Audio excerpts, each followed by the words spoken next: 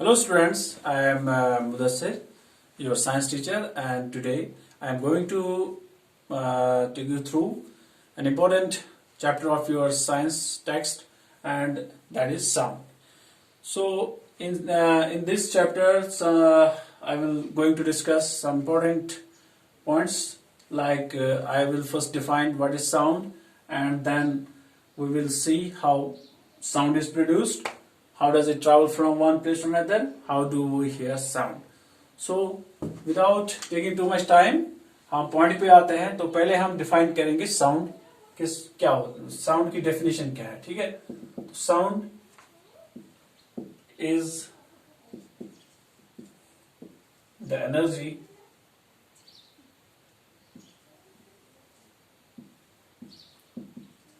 which travels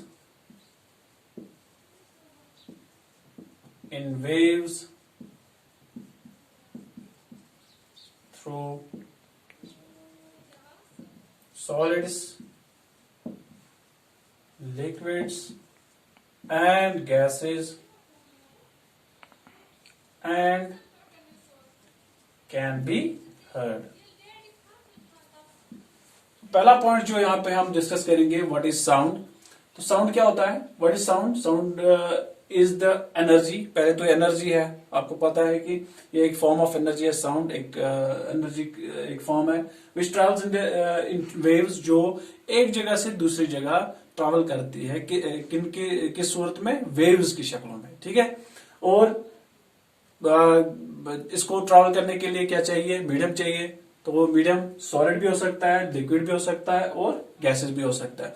और important चीज जो इस एनर्जी की है, इस साउंड एनर्जी की है, वो है कि इट कैन बी हर्ड. इसको हम सुन पाते हैं. ठीक है, तो साउंड की डेफिनेशन, सिंपल डेफिनेशन जो मैंने आपको बताई, आपके लेवल से 8th क्लास के जो लेवल है, तो उसके हिसाब से ये डेफिनेशन आप बिल्कुल सिंपल रखने की कोशिश की है मैंने. तो sound is the energy which travel in waves through solids, liquids and gases and can be heard. तो क्या है साउंड. तो साउंड एक एनर्जी है, it's a form of energy जो ट्रैवल करते हैं वेव्स की शक्लों में. और ये इसके लिए मीडियम चाहिए, ट्रैवल करने के लिए इसको कुछ चाहिए. ठीक है, क्या चाहिए, उसको हम मीडियम बोलते हैं. तो मीडियम लिक्विड भी हो सकता है, सॉलिड भी हो सकता है और गैस भी हो सकता है.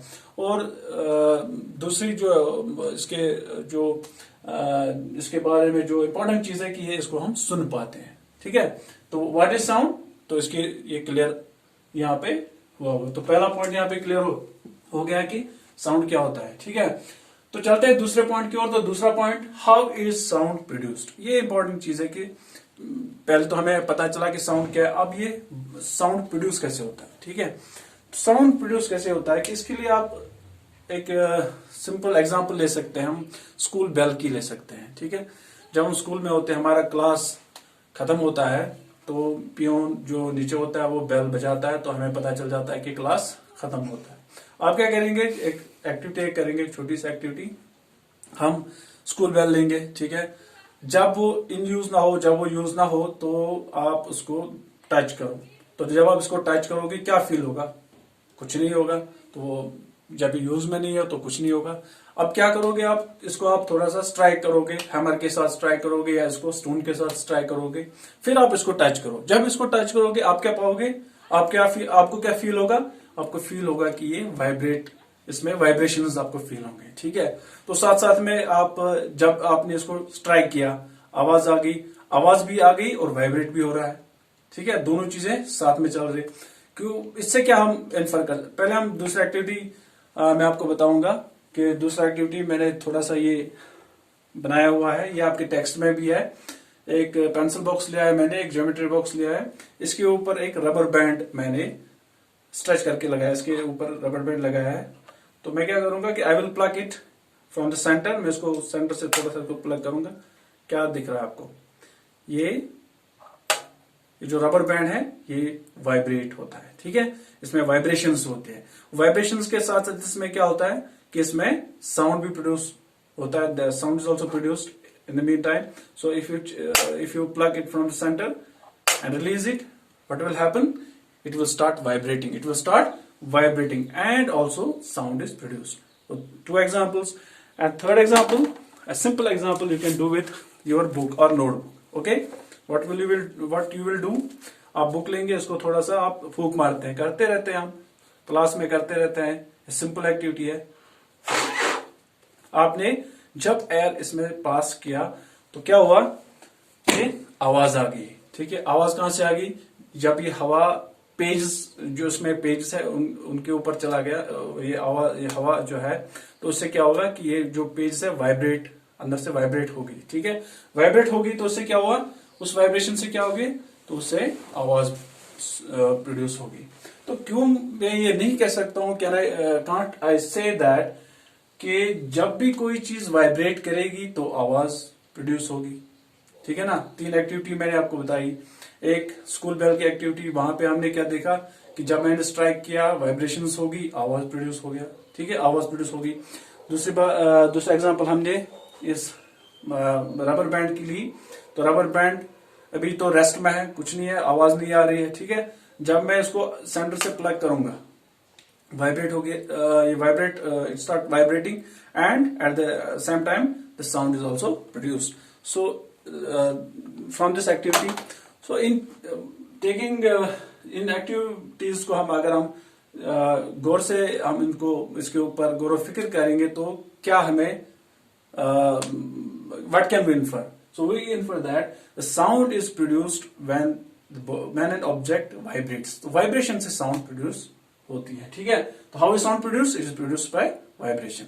कोई भी चीज जब भी वाइब्रेट करेगी तो साउंड प्रोड्यूस होगा। ठीक है, अगर हम इसमें आपके टेक्स्ट में दिया गया है कि ह्यूमंस में कैसे साउंड, जो हम बात करता हूं या जिसमें आपके साथ कम्युनिकेट करता हूं, तो साउंड कैसे प्रोड्यूस होता है। ठीक है, तो आप इसके लिए क्या करोगे, ये जो आप देख रहे हो, ये जो बम्प इधर है हमारे इस पे थ्रोट पे, इधर आप देखोगे।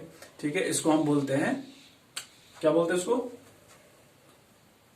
लैरिंग्स। ठीक है, या वॉइस बॉक्स बोलते हैं, लैरिंग्स या वॉइस बॉक्स। ह्यूमंस में या जानवरों में आवाज जो है, जो वॉइस है, जो साउंड प्रोड्यूस होती है, तो वो कहां से, वॉइस बॉक्स है। कैसे होती है कि जो अगर हम वॉइस बॉक्स का थोड़ा ओवरव्यू मैं आपको दिखाऊंगा इधर, तो कोई ना कोई चीज तो वाइब्रेट करेगी, तभी तो आवाज आ रही है हमारे गले से, है ना। तो मैं बनाऊंगा थोड़ा सा इसका ओवरव्यू। जो लैरिंक्स होता है, ये हमारे जो विंड पाइप है इसके ऊपर होता है, बिल्कुल ऊपर। ये विंड पाइप है नीचे, ट्रैकिया इसके ऊपर। ठीक है, इसको विंड पाइप, इसको साउंड बॉक्स या वॉइस बॉक्स या इसको हम लैरिक्स बोलते हैं। ठीक है, क्या होता है कि इसमें ये पतले 2 कॉर्ड्स होते हैं। ठीक है, 2 कॉर्ड्स होते हैं इसमें, आप देखो इधर, ये कॉर्ड्स है। ठीक है, यहां से नीचे फिर विंड पाइप है, ठीक है, फिर लंग्स से अटैच है। ठीक है, तो होता क्या है कि जब मैं बात करता हूं आपके साथ, तो क्या होता है कि जब मैं, आपको पता है कि जो एयर हम इनटेक करते हैं तो वो सीधा हमारे लंग्स में जाता है। तो लंग्स से जब ये हवा बाहर निकलती है, तो इसमें बाहर निकलती है तो इसके रास्ते में तो ये 2 कॉर्ड्स आ गए। ठीक है, ये वोकल कॉर्ड्स जिनको हम बोलते हैं, ये वोकल कॉर्ड्स क्या होते हैं कि ये वाइब्रेट होते हैं।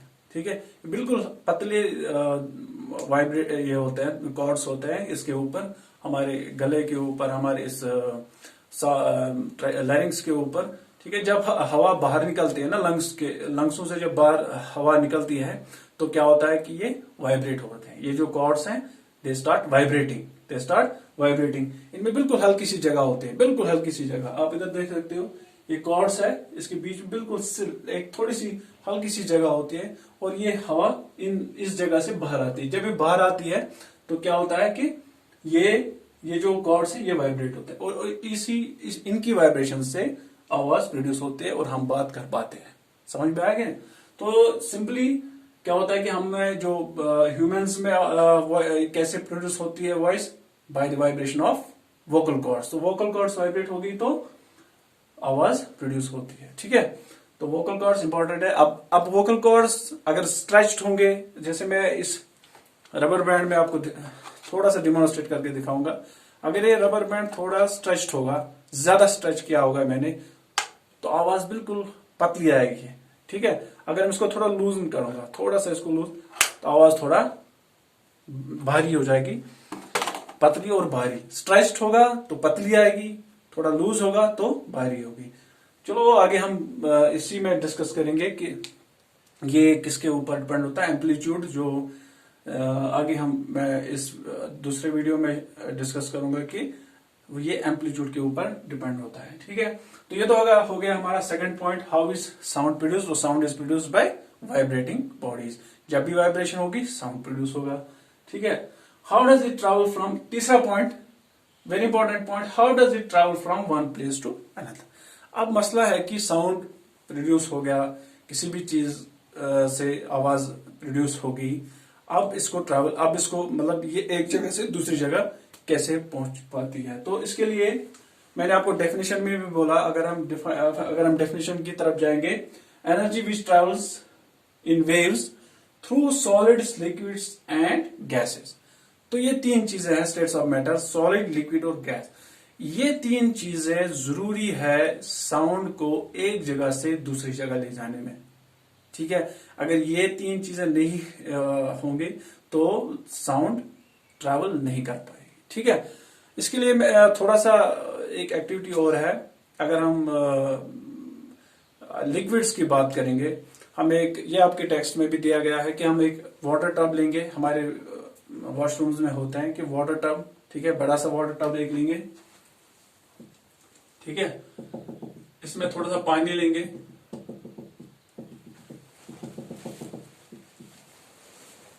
ठीक है, और यहां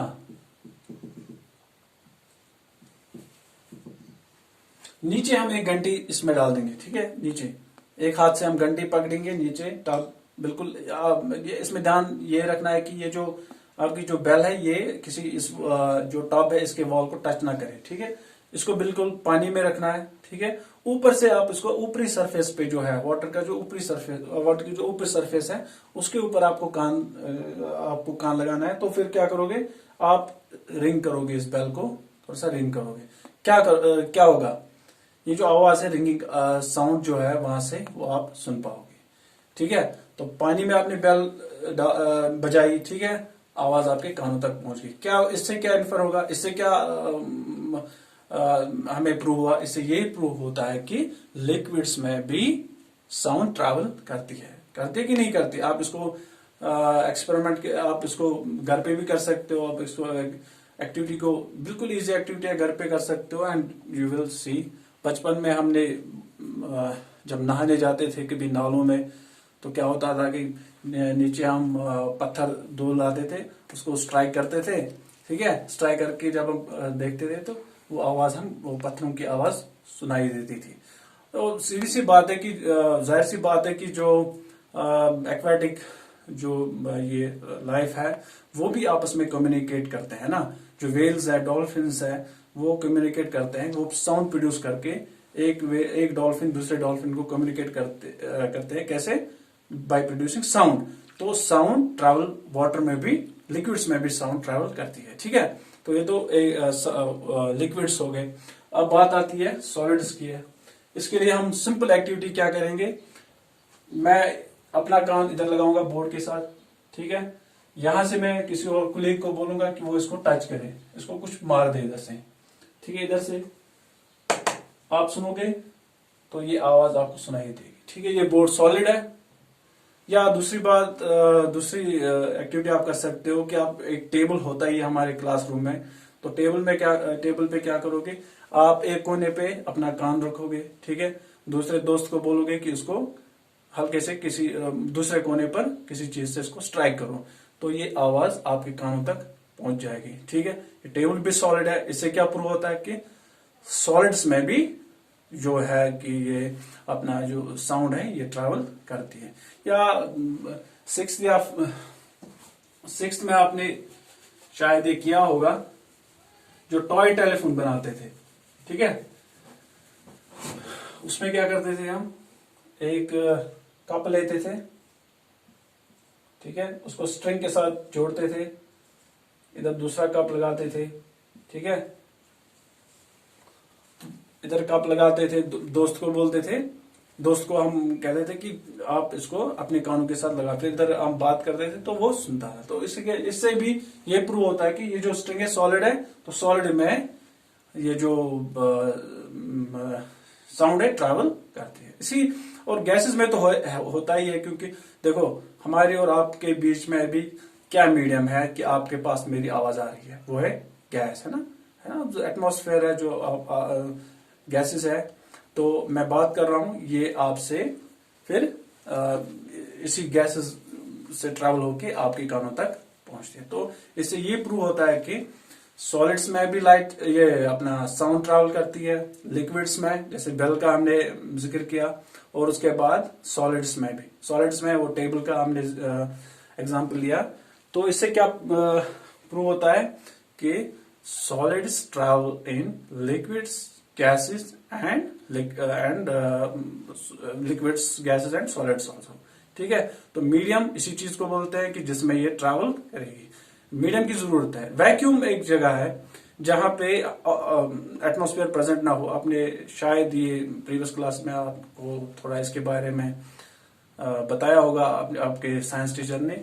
वैक्यूम जहां पे ये एयर एग्जिस्ट नहीं करती है, तो वहां पे साउंड ट्रैवल नहीं करे, क्योंकि वहां पे कोई मीडियम इसको प्रोपिगेट करने के लिए नहीं मिलेगा, तो ये वहां पे ट्रैवल नहीं करेगा, ठीक है। तो ये हो गया हमारा how does it travel from one place to another.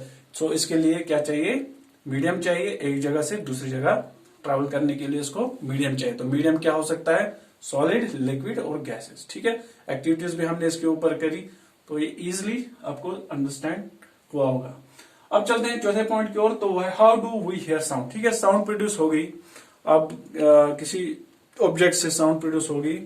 अब मसला है कि ये हम कैसे सुन पाते हैं, ठीक है। तो इसके लिए ऊपर वाले ने हमें एक ऑर्गन दिया है, जिस ऑर्गन को हम ईयर्स बोलते हैं, कान बोलते हैं, ठीक है। जो भी आवाज कौन सा ऑर्गन रेस्पॉन्सिबल है जिससे हम आवाज सुन पाते हैं, वो है ईयर्स, ठीक है। कई जगह आवाज प्रोड्यूस हो गई, हमारे कान सुनते हैं, या बाकी एनिमल्स में भी ये है।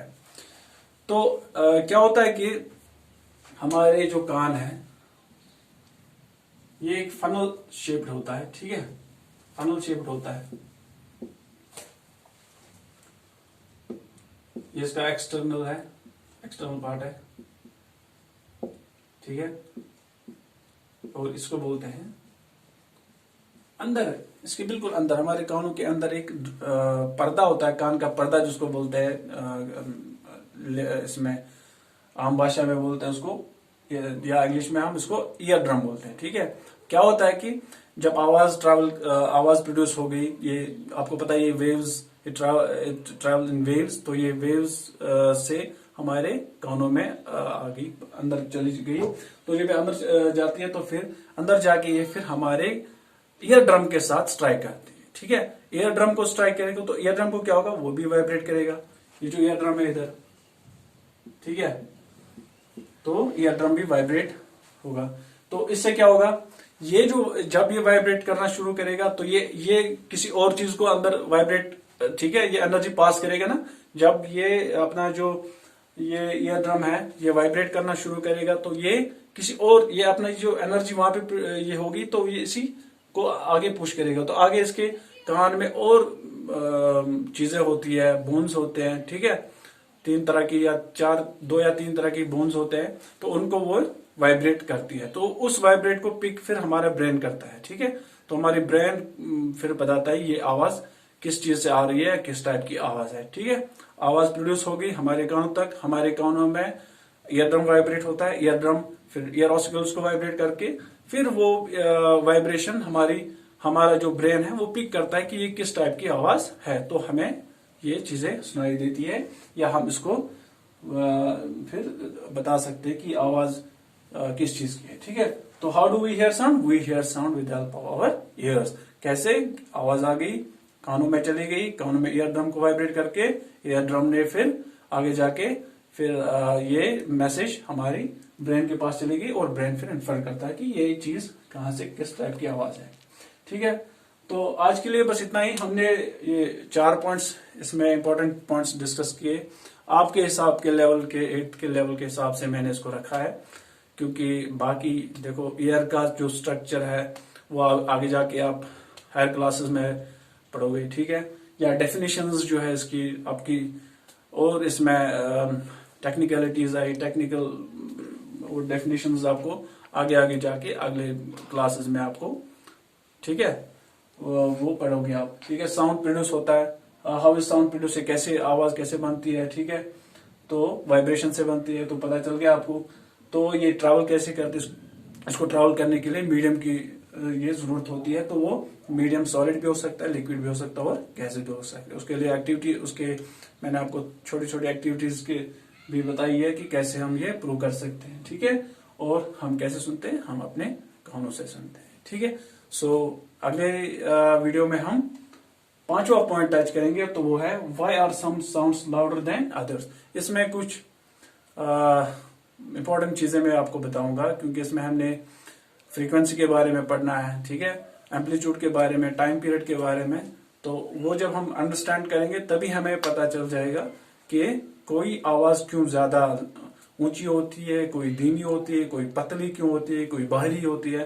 तो ये चीजें हम अगले वीडियो में डिस्कस करेंगे। Thank you, thanks for watching.